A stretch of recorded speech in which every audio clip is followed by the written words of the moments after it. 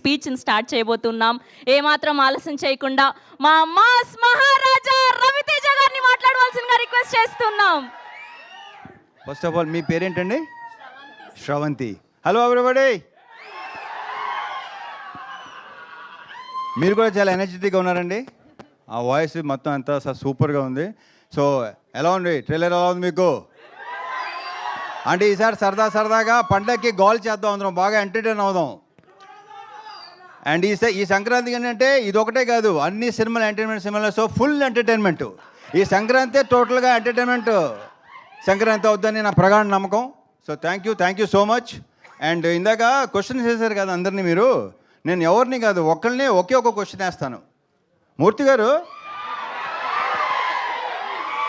ఎవరిని నేను ఓన్లీ మూర్తి గారు. ఇందాక వేసిన క్వశ్చన్ వేసినప్పుడు మూర్తి గారు చాలా హైపిస్లో చాలా తప్పది అన్నాడు. ఆయన చాలా గట్టిగా అన్నారు. ఆయన ఒకటి చెప్పండి మూర్తి గారు, బీ ఆనెస్ట్. అడిగినా మీరు అడుగుతారు కదా నన్ను. ఓకే సరే. మిమ్మల్ని ఇబ్బంది పెట్టే క్వశ్చన్ అదే కాదు, డెఫినెట్గా 100%. నేను అలా ఇబ్బంది పెట్టినాను ఎవరిని, నేను ఇబ్బంది పడినో ఎవరిని పెట్టను.